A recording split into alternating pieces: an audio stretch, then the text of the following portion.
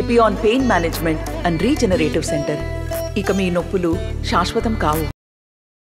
నమస్తే, welcome to RTV. ఆంధ్రప్రదేశ్లో ఎన్నికల వేళ అభ్యర్థులతో పాటు అభ్యర్థులకు సంబంధించిన కుటుంబ సభ్యులు కూడా ప్రచారంలో దూసుకుపోతున్నారు. ముఖ్యంగా ఉమ్మడి కృష్ణా జిల్లా పెనమలూరు నియోజకవర్గానికి సంబంధించి ఇక్కడ వైసీపీ అభ్యర్థిగా మంత్రి జోగి రమేష్ పోటీ చేయబోతున్న నేపథ్యంలో ఆయన గెలుపు కోసం ఆయన తనయుడు జోగి రాజీవ్ కూడా ప్రచారం చేస్తున్నారు. ప్రతి ఇంటికి వెళుతూ ఉన్నారు. అక్కడ స్పందన ఏ విధంగా ఉంది, ప్రజల నుంచి ఏ విధంగా స్పందన వస్తుంది, ఎందుకంటే పెడన నుంచి కొత్త నియోజకవర్గం పెనమలూరుకు వచ్చిన తర్వాత జోగి రమేష్ని ఏ విధంగా ప్రజలు ఆశీర్వదిస్తున్నారో తెలుసుకుందాం. సార్ నమస్తే. సార్, మీరు కూడా మీ నాన్నగారి తరపున ఎన్నికల ప్రచారం వెళ్తూ ఉన్నారు. మీరు ఎలాంటి సిచ్యువేషన్ ఎదురవుతుంది, ప్రజల నుంచి ఎలాంటి స్పందన కనబడుతుంది సార్? ప్రస్తుతానికి యనమల కుదురు డొంక రోడ్లో ప్రచారం ముమ్మరంగా నిర్వహిస్తూ ఉన్నాం. ఇంతకుముందు కట్టలు తిరిగాం, స్వయాన జోగి రమేష్ గారే తిరిగారు. అక్కడ ఎలాగో మాస్ ఓటింగ్ ఉంది, అక్కడ ఎలాగో వైఎస్ఆర్ కాంగ్రెస్ పార్టీకి మెజారిటీ ఉంది. ఈరోజు కొంచెం డొంక రోడ్లో కొంచెం క్లాస్ ఏరియాలు తిరుగుతూ ఉన్నాం. ఏ ఇంటికి వెళ్ళినా జగన్మోహన్ రెడ్డి గారి పేరు చెప్పగానే ప్రతి ఒక్కళ్ళు వాళ్ళ ముఖంలో చిరునవ్వు కనిపిస్తూ ఉంది. ఇదే నిదర్శనం పెనమలూరు నియోజకవర్గంలో వైఎస్ఆర్ కాంగ్రెస్ పార్టీ మంచి మెజార్టీతో గెలవబోతూ ఉంది. అంటే ప్రధానంగా ప్రజల వద్దకు వెళుతున్నప్పుడు ఏ అంశాలు మీరు ప్రధానంగా ఏమన్నా ఇష్యూస్ ఏమన్నా గమనించడం కానీ, సమస్యలు ఏమన్నా గమనించడం కానీ చూస్తున్నారా? సమస్యలు అంటే అక్కడక్కడ ఇళ్ళు లేకపోవడం, ఇళ్ళు రాకపోవడం, వివిధ కారణాల వల్ల ఖచ్చితంగా ఇంతకుముందు ఏ ప్రభుత్వం కూడా, ఏ ముఖ్యమంత్రి కూడా ఇళ్ల స్థలాలు ఇచ్చిన దాఖలాలు లేవు. ఈ తడు జగన్మోహన్ రెడ్డి గారు 30 లక్షల మందికి ఇచ్చారు. ఎవరైతే మిగిలిపోయి ఉన్నారో ఇళ్ల స్థలాలు రాకుండా, అంటే బడుగు బలహీన వర్గాలు, దళితులు, ఎస్టీలు, మైనార్టీ వర్గాల్లో పుట్టిన ప్రతి ఒక్కరికి ఇళ్ల స్థలాలు చాలా తక్కువ మందికి ఉంటాయి. కాబట్టి ఇళ్ళు అనేది అవసరం. కాబట్టి మేమేం చెప్తా ఉన్నామంటే, జగన్మోహన్ రెడ్డి గారు ఉన్నంతకాలం పెన్షన్ ఏ విధంగా అయితే 6 నెలలకు ఒకసారి కొత్త పెన్షన్లు యాడ్ చేస్తూ ఉన్నామో, జగన్మోహన్ రెడ్డి గారు ఉన్నంతకాలం ఇళ్ల స్థలాలు మా బడుగు బలహీన వర్గాలకి, పేద వర్గాలకి ఇస్తూనే ఉంటాడు. అదే చెప్తా ఉన్నాం మేము. అంటే కొత్తగా పుడతానే ఉంటారు జనాలు, పెళ్ళిళ్ళు అవుతూనే ఉంటాయి, రేషన్ కార్డులు వస్తూనే ఉంటాయి, ఇల్లు కూడా జగన్మోహన్ రెడ్డి గారు ఇస్తూనే ఉంటాడు. సార్, అంటే మీ నాన్నగారి మీద అంటే జనరల్గా ఇక్కడ ప్రజలు ఆశీర్వదిస్తున్నారు, కానీ పొలిటికల్గా ప్రత్యర్థులు మీ నాన్నగారు ఇక్కడ నాన్ లోకల్ అని ఒక కామెంట్ చేస్తున్నారు. దాన్ని ఏ విధంగా చూస్తారు? పెడను కూడా అట్లాగే ప్రచారం చేశారు, బొక్కబోర్ల పడ్డారు 2 సార్లు. పెనమలూరులో కూడా బొక్కబోర్ల పడ్డానికి సిద్ధంగా ఉన్నాడు ఇంకోడు. అంటే ఈసారి కూటమిదే గెలుపు అని చాలా ధీమా వ్యక్తం చేసిన వారు జనసేన, టీడీపీ, బీజేపీ 3 పార్టీ కలిసి వస్తున్నాయి, ఖచ్చితంగా ఓటు బయటికి వెళ్ళదని ఒక నమ్మకంలో వాళ్ళు ఉన్నారు. వాళ్ళ అంతర్గత సమావేశాల్లో చంద్రబాబు నాయుడు అనుంగు శిష్యుడు కోనేరు శ్రీధరో, కోనేరు ప్రసాద్, వాడి పేరు నాకు తెలీదు, అతనే చెప్పాడు 147 సీట్లలో వైఎస్ఆర్ కాంగ్రెస్ పార్టీకి 5% మార్జిన్ ఉంది, 5% ముందంజలో ఉన్నామని చెప్పి వాళ్ళు అంటారు. వాళ్ళు చెప్తారు 2% మేము పెంచుకుంటే వాళ్ళు గెలుస్తామని. అదే 2% మేము పెంచుకోలేమా? ఇప్పటికే ప్రతి నియోజకవర్గంలో 50% పైబడి ఓటు షేర్ ఉంది. మేము ఆ 2% పెంచుకోలేమా? 147 సీట్లలో ఓడిపోతున్నారని వాళ్ళే ధృవీకరించారు వాళ్ళ అంతర్గత సమావేశాల్లో. వాళ్ళేమో మేకపోతే గాంభీర్యాలు ఇవన్నీ మామూలే కదా. మీ నాన్నగారు చాలా ఎక్కువగా అంటే ప్రతిపక్షాల మీద చాలా స్ట్రాంగ్గా కౌంటర్స్ ఇస్తూ వస్తుంటారు.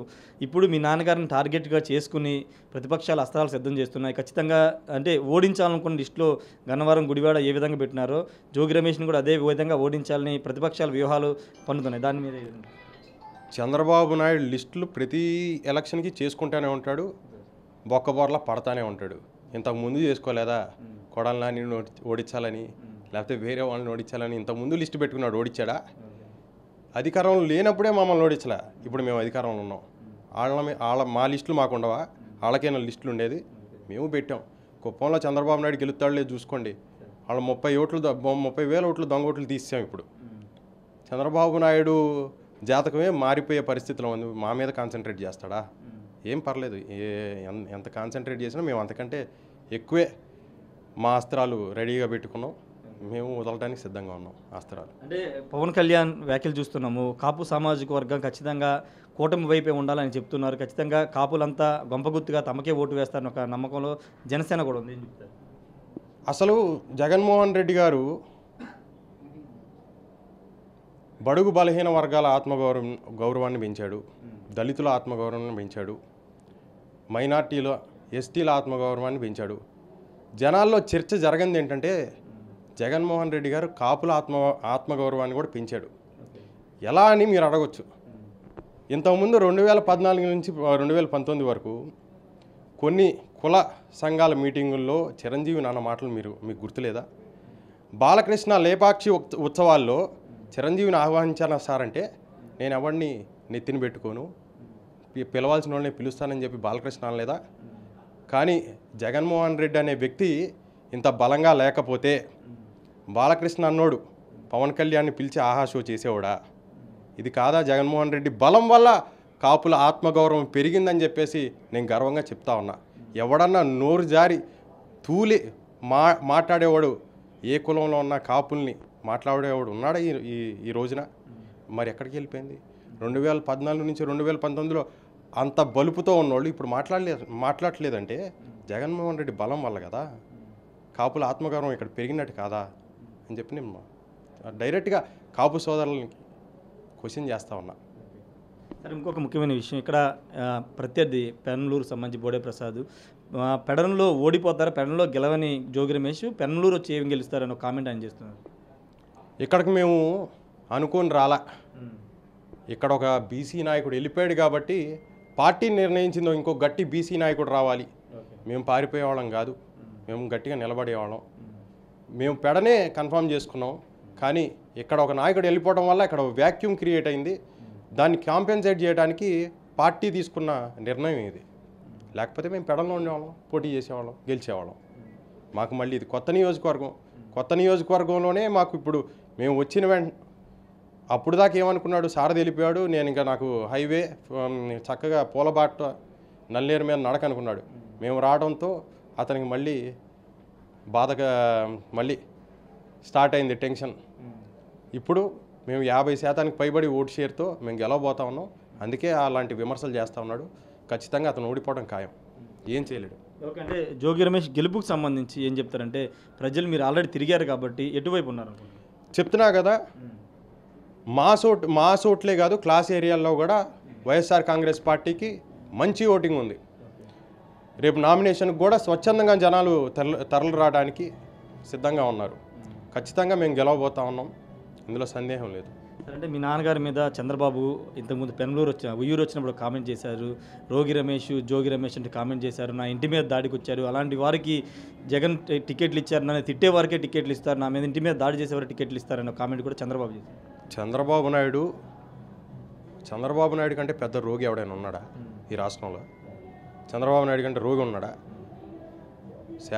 శారీరక రోగి, మానసిక రోగి కూడా చంద్రబాబు నాయుడు. అల్జిమీర్స్ వ్యాధి ఉంది. అంటే 3 సార్లు ముఖ్యమంత్రి చేసి చెప్పుకోవడానికి ఒక్క పథకం లేదు, చెప్పుకోవడానికి ఏమీ చేయలేదు. ఈనాడు జగన్మోహన్ రెడ్డి గారు 2,50,000 కోట్లు జనాల డబ్బుని జనానికే పంచాడు. మరి అప్పుడు కూడా అదే బడ్జెట్ కదా చంద్రబాబు నాయుడు ఉన్నప్పుడు.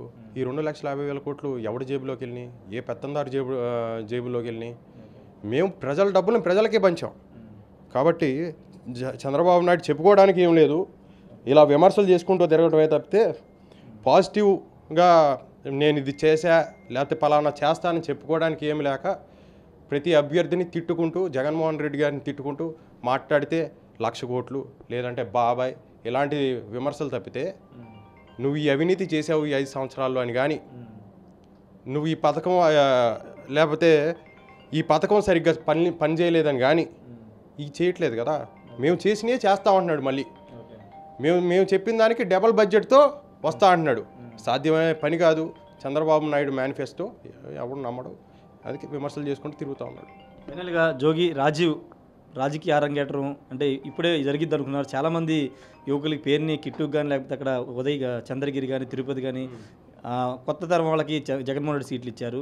మీకు మిస్ అయింది ఈసారి. నెక్స్ట్ 2029లో ప్రత్యక్ష ఎన్నికల్లో చూడవచ్చు. తెలియదు, చూద్దాం. ఆశిస్తున్నాం, కష్టపడతాం.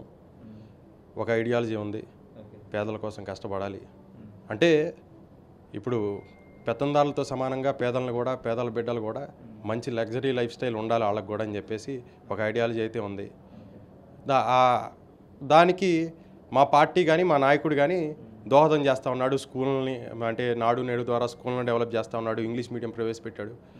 వాళ్ళతో సమానంగా మా పిల్లలు కూడా ఎదగాలని చెప్పేసి మాకు కోరికలు ఉన్నాయి కాబట్టి మేము ఈ పార్టీకే పనిచేస్తాం. ఈ ఐడియాలజీని బలంగా బీసీ ఎస్సీ ఎస్టీ మైనార్టీ వర్గాల్లోకి తీసుకెళ్తాం. కాబట్టి ఈ ఐడియాలజీ ఉంది, కష్టపడే తత్వం ఉంది కాబట్టి ఆశిస్తాం. చూద్దాం, ఆయన ఇష్టం. ఇంకా అంటే మీ నాన్నగారికి చెప్పడం జరిగిందా ఎన్నికలకు సంబంధించి, పోటీకి సంబంధించి ఎన్నికల రాజకీయాల్లోకి వస్తానని నేనేం చెప్పలేదు. ఆటోమేటిక్గా జనాల్లో ఉంటాం. అంటే 2019 కూడా క్యాంపెయిన్ చేసాం, తర్వాత అమెరికాలో వచ్చేసాం, జనాల్లో ఉంటాం, అలవాటు అయిపోయింది జనాలు. జోగి వారసుడిగా 2029లో రాజీవ్ కనబడబోతున్నారు? తెలియదండి, చూద్దాం. జగన్మోహన్ రెడ్డి గారి ఇష్టం అది. ఖచ్చితంగా పెనమలూరు ప్రజలు అన్ని సర్వేలు చేయించుకుంటే ఖచ్చితంగా పెనమలూరు ప్రజలు జోగి రమేష్ వైపు ఉన్నారు. ప్రజలందరూ కూడా ఆశీర్వదించడానికి సిద్ధంగా ఉన్నారని చెప్తున్నారు. చంద్రబాబు నాయుడు మేమిస్తున్న పథకాలకే డబుల్ చేసి డబుల్ బడ్జెట్తో చెప్తున్నారు, అవి అమలయ్యేవి కాదని కూడా జోగి రాజీవ్ చెప్తున్నారు. ప్రత్యక్ష ఎన్నికలకు సంబంధించి ప్రస్తుతం నాన్నగారి తరపున క్యాంపెయిన్ చేస్తున్నారు. భవిష్యత్తులో ముఖ్యమంత్రికి ఆశీస్సులు అవి ఉంటే భవిష్యత్తులో పోటీ చేసే అవకాశం ఉందని ఆయన స్పష్టం చేస్తున్నారు. Camera person ప్రసాద్తో Rayesh RTV Penamaluru నుండి. మరిన్ని వీడియోస్ కోసం ఛానల్ ని సబ్స్క్రైబ్ చేయండి. లేటెస్ట్ అప్డేట్స్ కోసం వాట్సాప్ ఛానల్ ని ఫాలో చేయండి. అండ్ లింక్ డిస్క్రిప్షన్ లో ఉంది.